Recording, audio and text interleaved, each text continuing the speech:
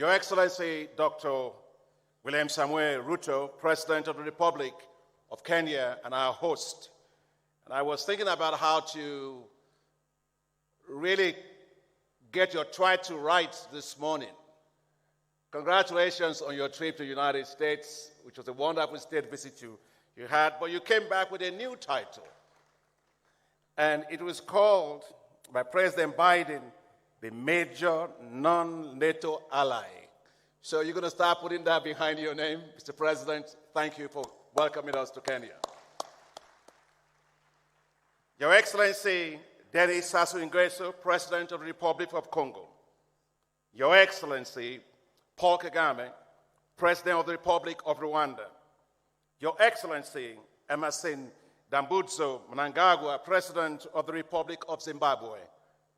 Your Excellency, Mohamed Yunus Al-Menfi, President of the Presidency Council of the Government of the National Unity of the State of Libya.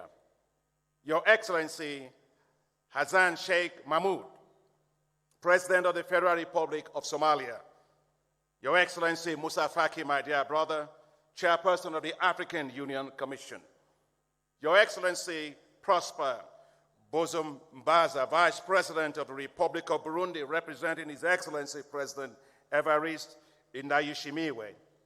Your Excellency, Sarah Kungogelwa Amandila, Prime Minister of the Republic of Namibia, representing His Excellency President Nangolo Umumba. Your Excellency, Ali Lamin Zain, Prime Minister of the Republic of Niger and a former staff of the African Development Bank. Your Excellency, Alexandre Baro-Chambrier, Vice Prime Minister of the Republic of Gabon. Your Excellencies, representing heads of state and government. Your Excellency, Joachim Chissano, former President of the Republic of Mozambique. Professor Njuguna Ndungu, Cabinet Secretary of the Treasury of Kenya and Chairman of the Board of Governors of the African Development Bank Group. Your Excellency, I have two friends here because you asked us to work together globally. I'm delighted to be joined here by two of my colleagues that are presidents of multilateral development banks. Your Excellency, Dr. Mohammed Sulaiman Al-Jazar, President and Chairman of the Islamic Development Bank Group, and His Excellency Jean Lukun, President of the Asian Infrastructure Investment Banks. I'm joined by all my colleagues from African financial institutions and our partners, honorable heads of national institutions of the Republic of Kenya, my dear honorable governors of the African Development Bank Group, cabinet secretaries, excellencies, heads of diplomatic missions, my executive directors, my senior management and staff, distinguished guests, ladies and gentlemen, and of course, my beautiful darling wife, Grace, my number one supporter, counselor, and friend. Thank you. Good morning. It gives me great pleasure to welcome you all to the 2024 annual meetings of the African Development Bank Group. These annual meetings take on a special nature this year because it marks the 60th anniversary of the establishment of the African Development Bank Group. We are delighted that you all are able to join us on this auspicious occasion. I wish to thank His Excellency President William Ruto for accepting to host these annual meetings in this beautiful country of Kenya and the Sunshine City of Nairobi. I wish to thank you all, our heads of state and government, for making time to join us for this special occasion. We are truly delighted that all our shareholders are here, represented by our dear governors from all of our shareholder countries. Your collective support, advocacy, and financial commitments to the African Development Bank Group make us who we are and afford us the opportunity to serve as Africa's premier financial institution. We are inspired by the vision of our founding fathers and mindful of our position and the role within the global financial architecture, as well as the responsibility placed on us by the African Union to mobilize financing for Africa's development. We carry the hopes and the aspirations of Africa in our institutional genes and in our corporate soul. As we gather today, we do so against the backdrop of major global challenges, including heightened geopolitical tensions, the disruption of global value chains, rising food and energy prices, increasing debt service payments, and, of course, climate change. The devastating effects of climate change are everywhere, from droughts to floods, from cyclones to unpredictable weather patterns, the loss of lives and property, and enormous fiscal costs to countries. May I please kindly request that we all stand to observe a moment of silence in honor of those who lost their lives during the recent floods in Kenya and all other countries who have been devastated by the effects of the climate change they did not cause or even know about. Your Excellencies, please.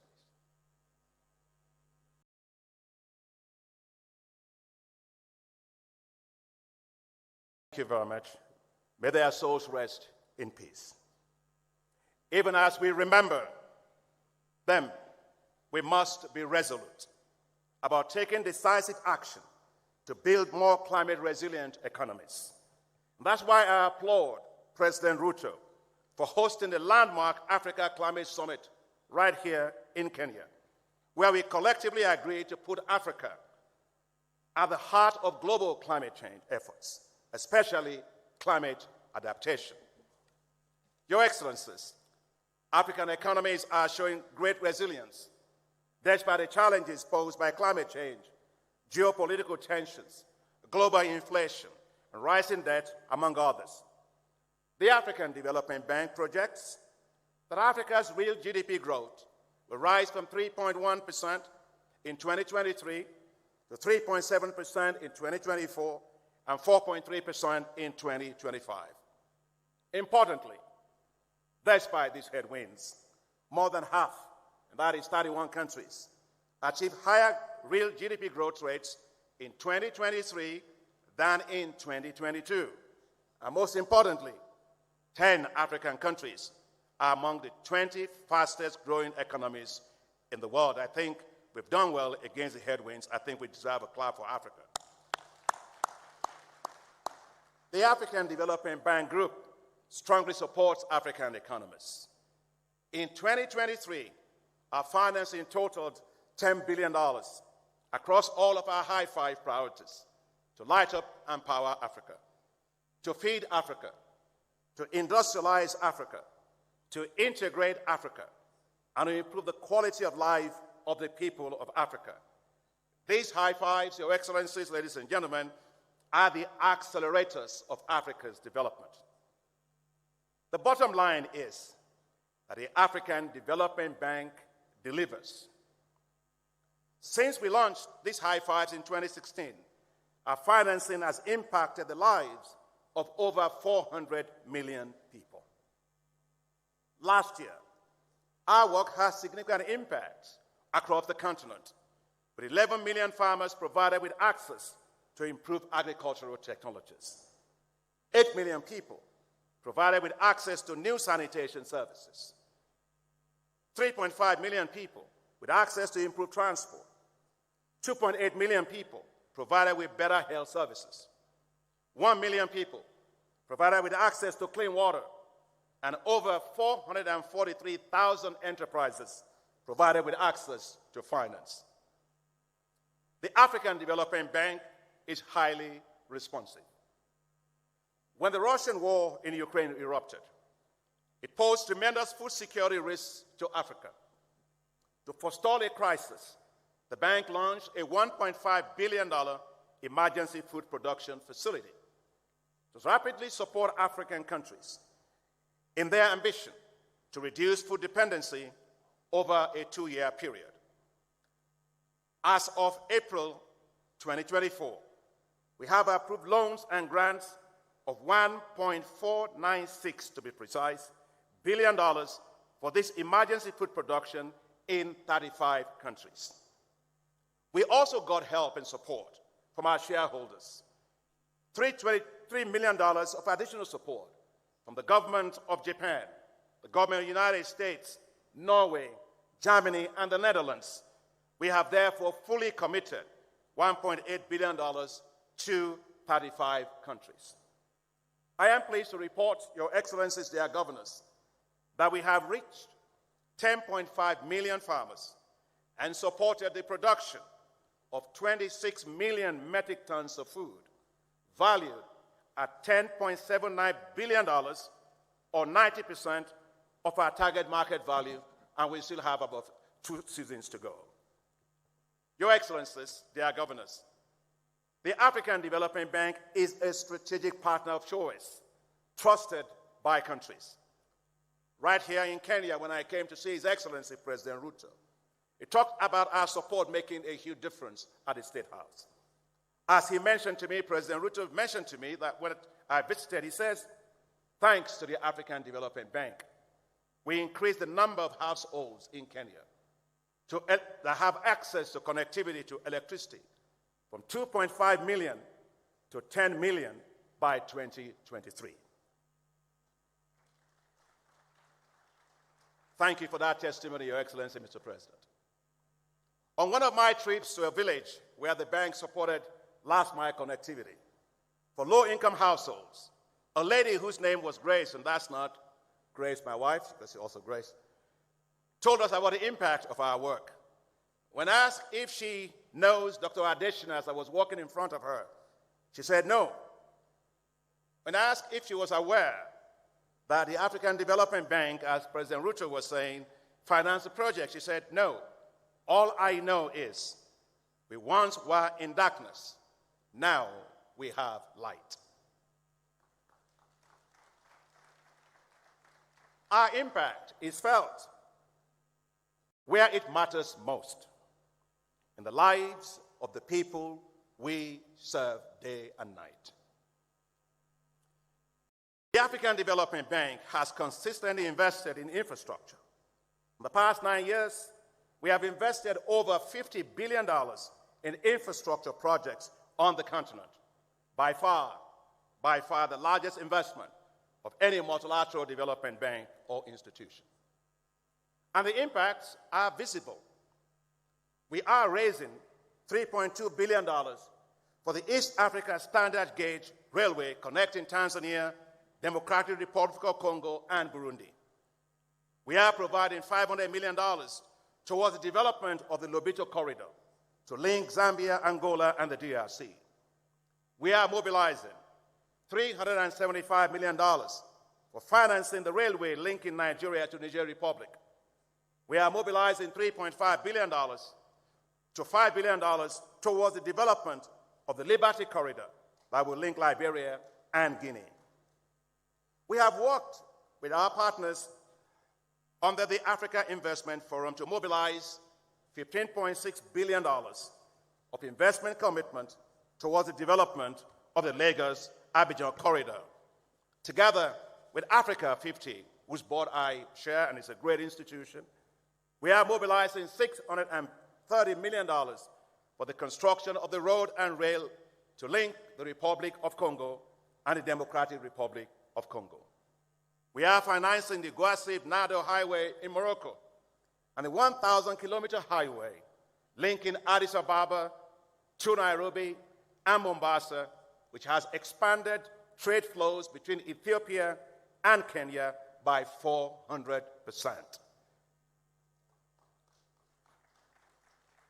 That's who we are, a solutions and impact-driven bank.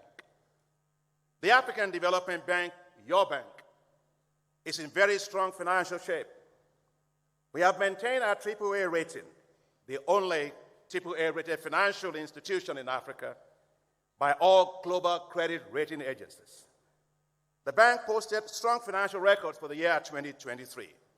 First, income from loans and treasury investments increased from $775 million in 2022 to $1.73 billion in 2023, an increase of 123%. Second, the net income before distributions at $545 million is the largest ever in the history of the African Development Bank. Third, the amount that we allocate to reserve to build our liquidity buffers, $335 million, is also the highest ever in the history of the bank.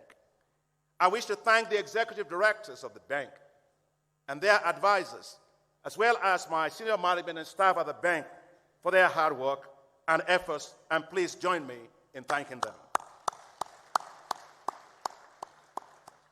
Yet, as we make these efforts, we recognize that a lot more financing is needed to accelerate Africa's growth and development. The calls for reforms of the global financial architecture is necessary to mobilize even more financial resources to achieve Africa's sustainable development goals. The G20 Capital Adequacy Framework called for multilateral development banks to optimize their balance sheets, to raise more financing to support countries. The African Development Bank, Your Excellencies, our dear governors, ladies and gentlemen, heeded that call. We have been at the forefront of several financial innovations to achieve this. Last month, the African Development Bank issued a hybrid capital on the global capital market, the first ever by a multilateral development bank, creating a new global asset class for investors. These $750 million hybrid capital will be leveraged 3 to 4 times to expand the bank's lending capacity.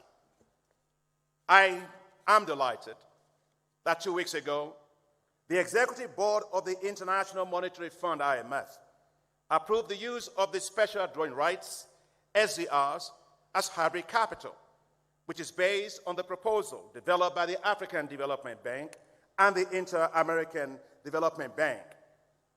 If the approved limit of $20 billion of the SDRs is channeled to multilateral development banks like us, we can leverage these to deliver at least $80 billion of new financial support. I would like to use this time to thank you, our heads of states and government, for the advocacy that you have maintained on this particular issue at every single step, and also for the chairman of the African Union Commission, my dear brother Musa Faki, for all of the advocacy that you have also maintained, and for all of our governors for supporting us in this particular area. We are very grateful. Thank you very, very much. Now, I wish to ask for the support of all of our shareholders to make this a reality. Your Excellencies, dear governors, ladies and gentlemen, to tackle climate change, the African Development Bank is well on its way to reaching our goal of mobilizing $25 billion in climate finance.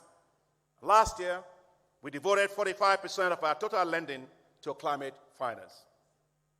Our climate action window, under 16th replenishment of the African Development Fund, with support from the governments of the United Kingdom, Netherlands, Germany, and Switzerland, opened its first call for proposals.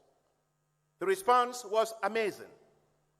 It received over 2,000 proposals, and the 359 shortlisted application requests were close to $4 billion. The bank, your bank, is building strong and effective global partnerships to deliver more for Africa.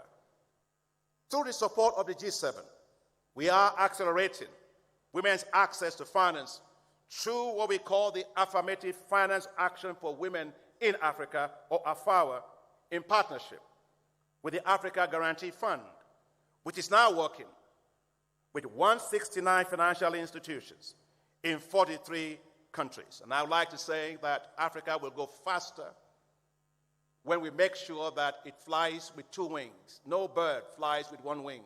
When we support our women, they actually run most of our economies. I think Africa will go faster, more inclusively. AFAWA, Your Excellencies, their governance is the first ever gender-focused collateralized significant risk transfer with counter guarantees provided by the governments of Netherlands and France in support of scaling up finance for women. So far, AFAWA has approved $1.7 billion and financed over 18,300 women-owned businesses. And by the end of this year, AFAR will have reached $2 billion in support of 30,000 women-owned small and medium-sized enterprises. Your Excellencies, they are governors to support youth entrepreneurship in Africa and to create youth-based wealth. The bank has established youth entrepreneurship investment banks in partnership with the French Development Agency, Agence Française de Développement, and other partners with support from the bank's multi-donor Youth Entrepreneurship Trust Fund. Ever since our board approved the first two youth entrepreneurship investment banks in Liberia with $16 million of funding, and Ethiopia recently with $12 million of funding, several countries, including Nigeria, Rwanda, Cote d'Ivoire, Tunisia, Togo, Egypt, South Africa, Zambia, Botswana, DRC, are working on submissions of their request. Your Excellencies, the bank is working with several partners to ramp up support for digital and creative sectors to create more jobs. Together with Islamic Development Bank, and my brother Al-Jassar is here, and the Agence Française de Développement, we financed $618 million IDICE program called Initiative for the Development of Digital and Creative Enterprises in Nigeria that will create 6 million jobs and add $6.4 billion to the economy. The African Development Bank, Africa 50, and the African Union established what's called the Alliance for Green Infrastructure in Africa, or AGIA, which will mobilize $10 billion for green infrastructure in Africa and speed up Africa's green transitions. I am delighted that at the G7 Ministerial Conference in Italy just a few days ago, they gave global endorsement for AGIA. Together with the Islamic Development Bank, the International Fund for Agricultural Development, the OPEC Fund, the Arab Bank for Economic Development in Africa, the Africa Export and Import Bank, and the West African Development Bank, we are establishing what's called special agro-industrial processing zones in 11 African countries, including a $3 billion facility by the African Development Bank, Afri-Exim Bank, and the Arise platform. Your Excellencies, they ask us to work together as multilateral development banks, and we are doing that. At the spring meetings of the World Bank Group, President Ajay Banga and I launched a joint bold effort to connect 300 million people in Africa to electricity by 2030.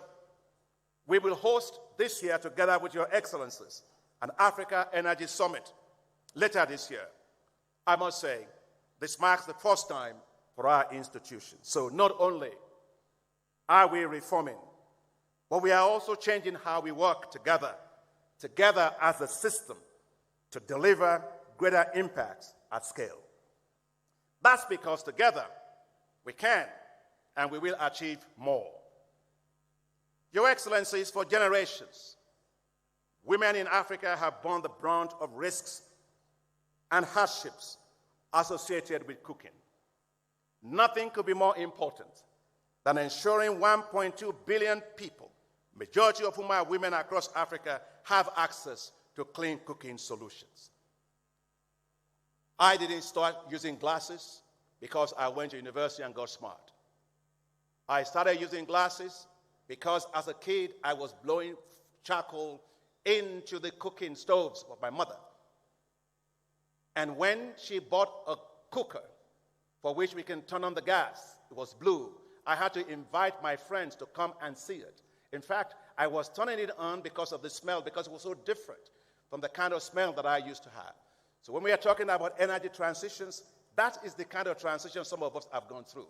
And therefore, I believe no woman and no child should ever have to die from the risk associated with smoke inhalation and other hazards, because today we lose 300,000 women for trying to cook a decent meal. Another 300,000 of their kids dying for trying to cook a decent meal. Enough is enough. It's not just about lighting a stove, it's about life itself. It is about dignity for women. And it's about protecting the environment from massive deforestation and a reliance on biofuel, biomass, firewood, and charcoal. And that's why I was honored and privileged to co-chair the Clean Cooking in Africa Summit with Her Excellency Samia Suluhu Hassan, the President of the Republic of Tanzania, who did a marvelous job, His Excellency Jonas Thor, the Prime Minister of Norway, and Dr. Birol, the Executive Director of the International Energy Agency. The African Development Bank led the way by committing to provide $2 billion towards clean cooking solutions for women over the next 10 years. I am delighted that the summit in Paris raised an additional $2.1 billion in commitments, bringing the total commitments to clean cooking to $4.1 billion, a historic achievement and a testament to the power of partnerships. Thank you very much. I thank you, all our shareholders across all 81 member countries, for providing us the support and the resources we need to serve Africa better. With your continued support, we will drive a bolder, bigger, and better agenda for Africa. I thank you, our partners, for joining your hands with ours as we deliver more together for Africa and as we have done for the last 60 years. I thank you, our dear heads of states, your excellencies, heads of state and government, as you lead and as you show passion and commitment to the African Development Bank Group, to our continent, and for your generosity towards our efforts with you in your countries. I thank you, our boards of directors, for always mobilizing support for us in your countries and for relentless efforts you make to back our innovations and initiatives. I thank you, our boards of directors, for your strong oversight and support. And I thank you, my staff and colleagues, for being the best staff one could ever hope for. When I was recently interviewed, I was asked, what will I miss the most at the end of my 10-year term next year? I didn't have to think far. I said, my staff.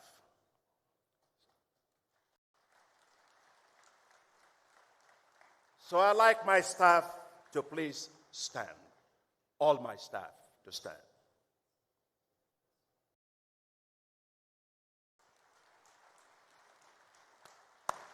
Guys, you're the best. Thank you for all that you do every single day. Please sit down. Together, let's all drive Africa's development forward, relentlessly, innovatively, and in more impactful ways. I remember when you elected me in 2015, I said at the time that this is not a job. This is a mission. After all, nothing could be more important than somebody being given the responsibility and the resources to go and change the place of our birth. So let's continue to make a difference, and let's continue to make Africa proud. Thank you all. God bless you all. Asante sana.